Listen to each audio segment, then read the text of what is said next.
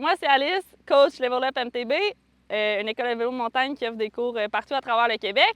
Aujourd'hui, je vous parle d'absorption en utilisant une amplitude de mouvement maximale.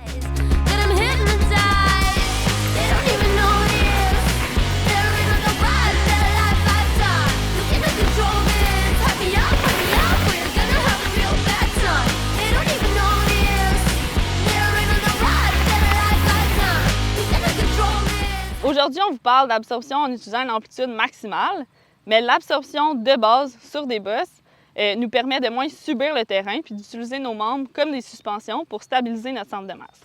On peut voir à travers mon exemple que les flexions et extensions de mes membres me permettent de garder mon centre de masse dans un mouvement linéaire et horizontal à travers les bosses.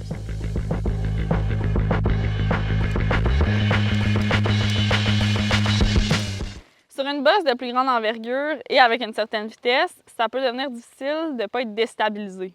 C'est à ce moment-là qu'on va vraiment optimiser notre technique d'absorption. On peut comparer ça avec l'utilisation de notre suspension. Donc, si dans une piste technique, on utilise seulement la moitié, ça veut dire qu'on avait le potentiel d'en utiliser davantage à certains moments en particulier. D'utiliser une amplitude de mouvement plus extrême va nous permettre de rester stable dans certaines situations de terrain.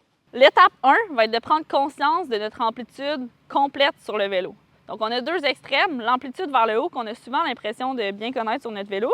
L'amplitude vers le bas est souvent une situation qu'on vient moins confortable et qu'on a moins l'habitude de venir chercher. Sur un terrain sans obstacle, c'est possible de venir chercher ces deux extrêmes-là. Il faut vraiment se demander si on est au plus bas au niveau de notre corps. Donc, notre ventre devrait effleurer notre selle, notre menton devrait se rapprocher beaucoup de notre potence, puis qu'on va se retrouver à plat, vraiment comme une crêpe. Dans cette position-là, je devrais sentir mes membres plutôt étirés, puis je devrais me demander, est-ce que je peux encore baisser davantage? Donc, tout au long de ce mouvement-là, mon équilibre devrait être maintenu. Je devrais garder une détente au niveau des mains, puis mon poids devrait être réparti au niveau de mes deux pédales. Pour appliquer ça en sentier, il faut tout d'abord trouver une bosse qui a une certaine envergure, puis qui nous permet aussi d'arriver à une certaine vitesse. La phase initiale de cette technique-là se trouve dans l'approche de la bosse. Donc, je vais être dans une position qui est grande, qui est haute. Je suis en utilisation complète de mon amplitude vers le haut. Au fur et à mesure que je gravis la bosse, mon vélo monte vers moi, mes bras viennent se plier, mes jambes viennent se plier.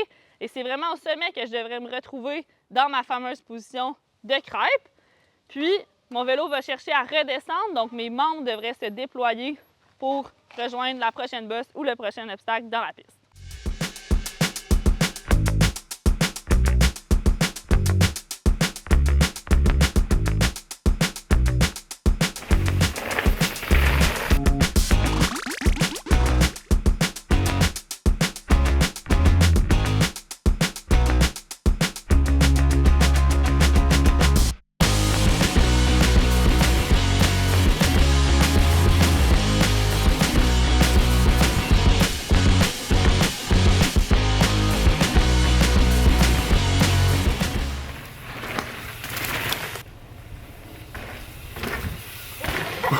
On voit dans mon dernier exemple que je suis déstabilisée, j'arrive au sommet de la bosse, j'utilise pas mon amplitude de mouvement complète, puis je suis projetée même dans les airs, je suis pas prête pour affronter le prochain obstacle.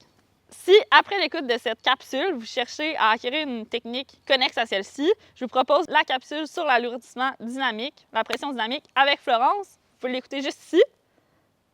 J'espère que d'avoir écouté cette capsule vous permet d'avoir plus d'aisance et de stabilité sur les bosses pour affronter le prochain obstacle. Si jamais vous cherchez à approfondir des nouvelles techniques ou même en consolider certaines, Level Up offre plusieurs cours à travers le Québec. Puis merci d'avoir écouté cette capsule.